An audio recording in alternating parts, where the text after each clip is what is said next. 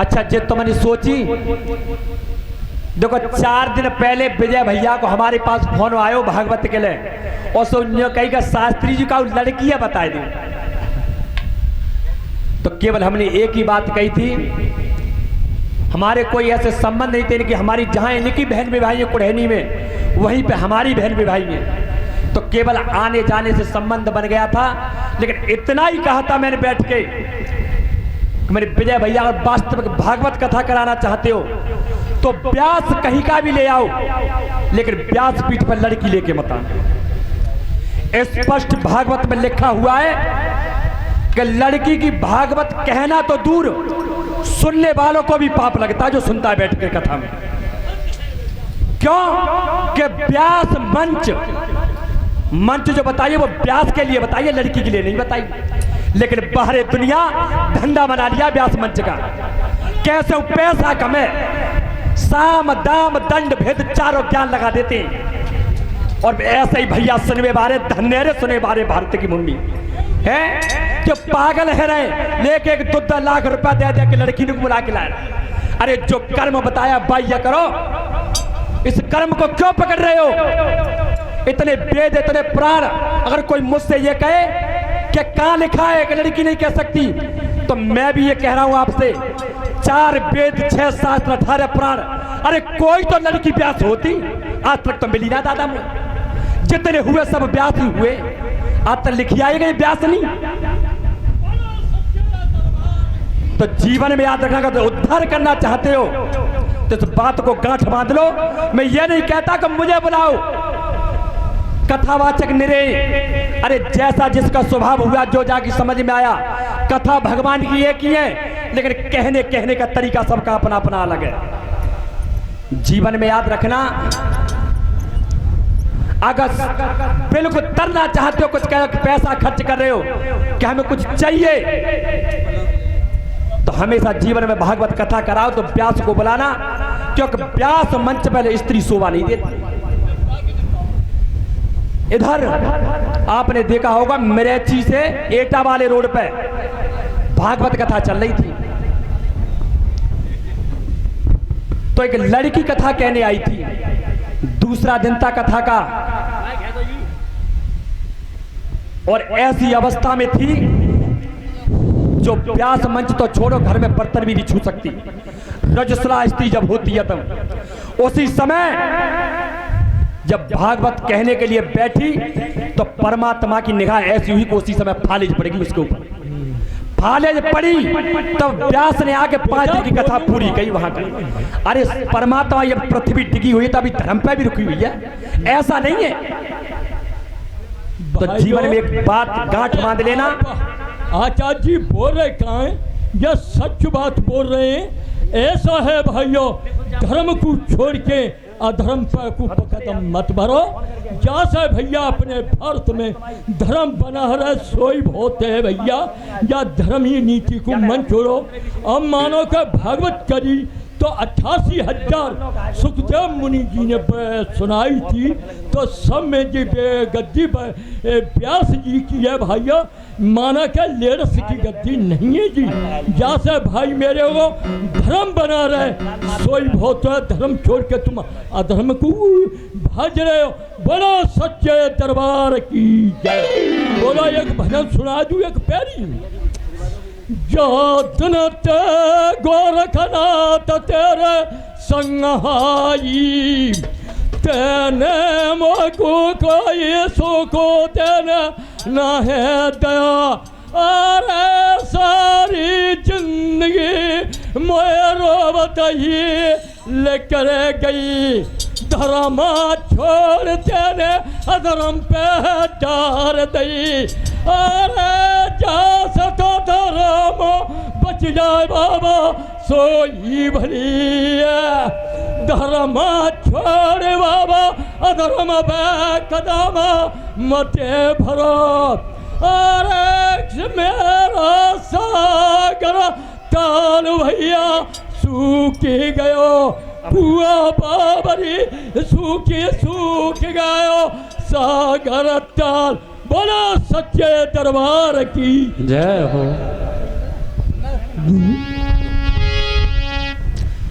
और इसी बीच अमन यादव नगला हिंगोटा से 251 रुपए की हारमाला से हमें सम्मानित किया है। और 20-20 रुपए से जितनी भी कलश वाली कन्याएं, बड़े बूढ़े बुजुर्ग, यज्ञपति परीक्षित महाराज सबका सम्मान कर रहे हैं। बहुत बहुत धन्यवाद। परमात्मा धन धाम से भरपूर करता रहे और ठाकुर जी कृपा सदैव इनके ऊपर बनी रहे। तो जीवन में याद रखना कि बिन सत्संग विवेक न होई और राम कृपा बिन सुलभ न सोई। जब तक भगवान की कृपा हमारे ऊपर तुम्हारे ऊपर नहीं होगी, तुम लाख कोशिश करो कि हम यह काम करने के लिए पूरा नहीं हो सकता। वो जब ही होगा जब विधाता की मर्जी होगी। सच सुधरे, संतों की संगति पाकर के मूर्ख भी सुधर जाते हैं। जैसे पारस पत्थर के छूने से लोहा सोना बन जाता है, उसी प्रकार भगवान की कथा सुनने से सारे पाप नष्ट हो जाते हैं। बोले वृंदावन बिहारी लाल की जय।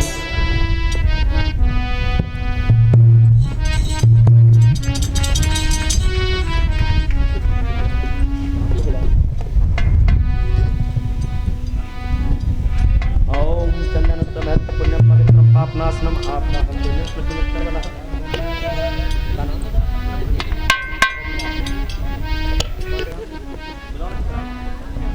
और इसी बीच प्रवीण यादव बिलौना चित्रासी से 251 रुपए की हारमाला से हमें सम्मानित किया है। परमात्मा धन धाम से भरपूर करता रहे और ठाकुर जी कृपा सदैव उनके ऊपर बनी रहे। बोले भक्त बदल भगवान की। मेरे श्रोता बंधुओं, इधर जब देवकी को मारने के लिए तलवार निकाली है कंस ने, और तब कहा है जो कि भैया मुझे मारना क्यों चाहते हो? अभी तो इतनी खुशी खुशी तुमने मुझे विदा किया था, अनाचक ये क्या हो गया तुम्हें? उसी समय कंस कहने लगा कि हे देवकी, आकाशवाणी हुई है कि तेरी 8वीं संतान मेरा काल बनेगी। तो मैंने संकल्प किया है कि मैं उस वृक्ष को ही नहीं छोड़ूंगा जिससे कोई फल उगेगा। तो रो करके बोली क्या है कंस से देवकी, जो कहा भैया मुझे मार तो तू रहे हो। और तब कैसे बेटा पंकज? कैसे महाराज?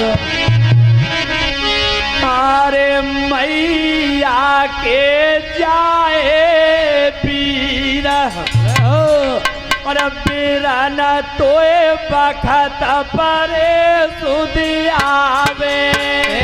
मैया के जाए वीर भ्रांत तोई बखत परे सुधी आवे। मैया के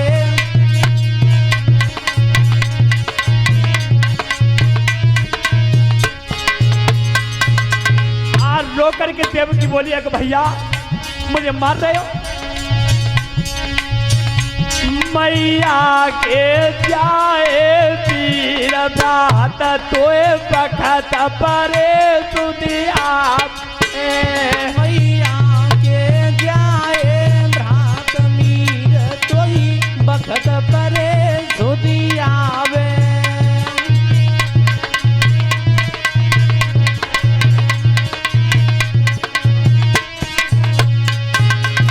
भैया अरे के सुधी आवे तोए लगत सावन। सुधी आवे तोई लगत सावन। हे भैया मुझे मार रहे हो? अरे के सुधी आवे तोए लगत सावन। सुधी आवे तोई लगत सावन। रक्षाबंधन त्योहार बीरन तोए बखत परे सुधी आवे।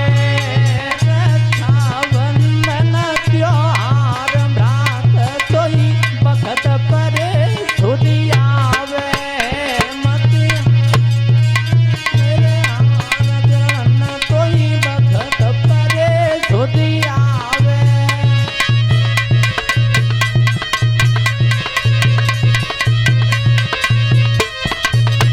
भैया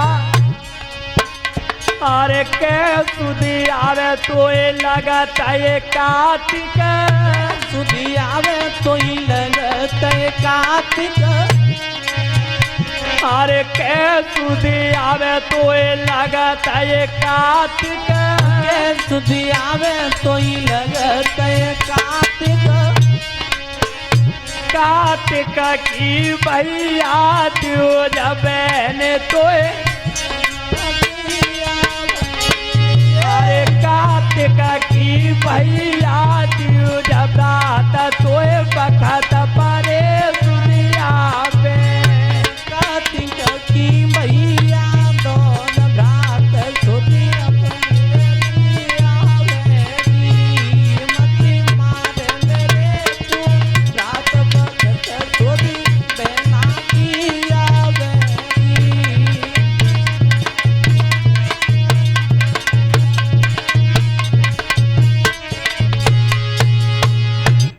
तब कहा को भैया मुझे मार रहे हो। उसी समय वसुदेव ने रोका इन का महाराज मारो मत, यदि तुम अपनी बहन को मारोगे तो दोष लग जाएगा।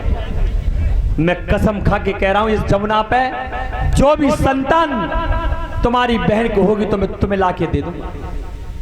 मेरे श्रोता बंधुओं, इधर जब वसुदेव लेकर के गए हैं देवकी को और जब पहली संतान हुई है तो पहली संतान को लेकर के और जिस समय आए हैं और कंस के लिए जो दही लाए के और जो कंस ने बच्चे का चेहरा देखा तो मोह पैदा हुआ और कंस ने मन में विचार किया क्या आकाशवाणी ये भाई क्या 8वीं संतान काल बनेगी और जित अभी पहलो ही है तो जब बेचारे ने मेरे बिगाड़ो ही कहा है। उसी समय वसुदेव को लौटा दिया जो ले जाओ।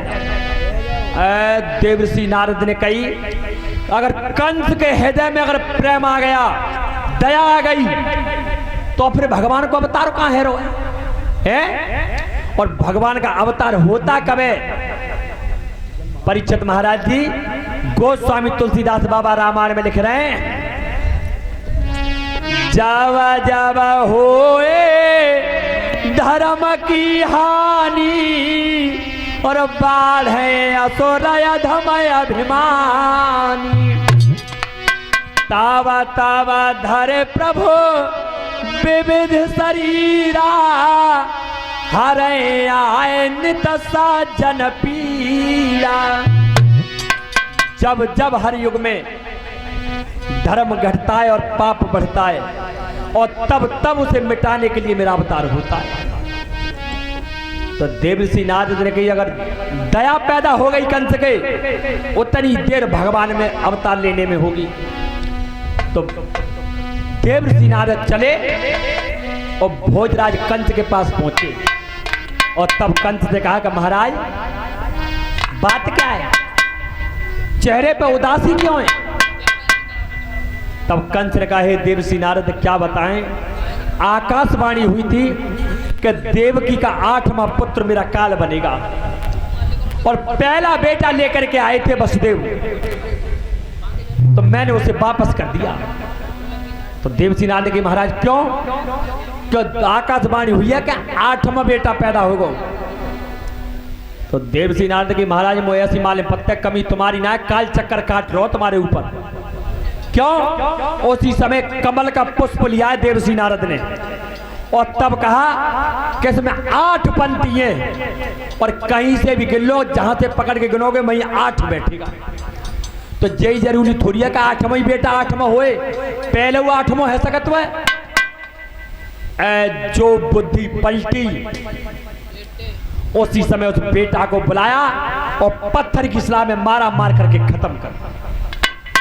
धीमे धीमे 6 संतान जन्मी और 6 बेटा को मार दिया कंस ने।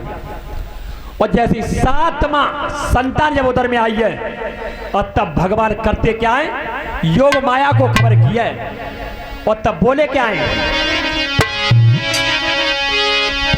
अरे सुनो शारदा माता भवानी और तुम चले मथुरा को जइयो रे।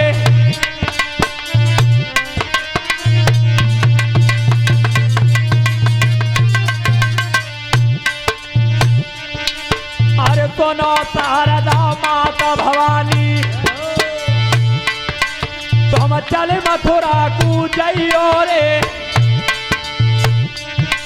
और 7 मास को, अरे 7 मास को गर्भ देवकी के बाए खेच की लइयो रे।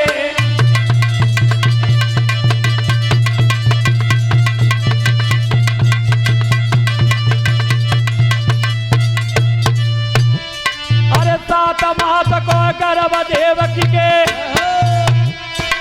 तुम बाए खेच की लइयो रे, और रोहिणी तो में महलन में तुम बाके उदर धरियो रे।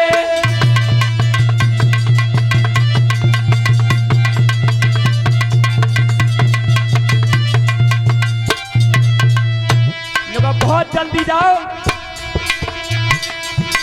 अरे हुक्म पाए तब चल दियनी, नाय पलकी देर लगाई है, और 7 मास को गर्भ देवकी के बाए खेच के लाई है।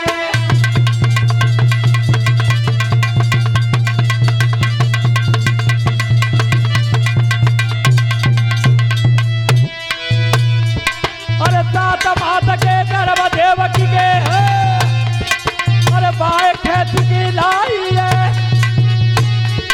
और काऊ पतो लगी नहीं, और है नहीं धरा उठाई है।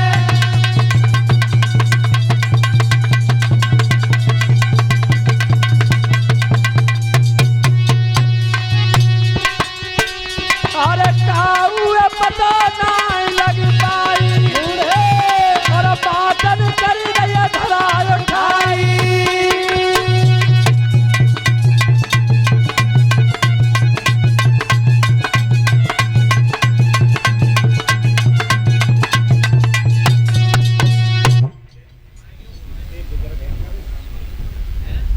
और भैया जितने भी बुजुर्ग बाबा है वो सभी निकल के सामने आ जाओ, यहाँ सभी निकल करके आ जाएंगे। मेरे श्रोता बंधुओं, इधर जब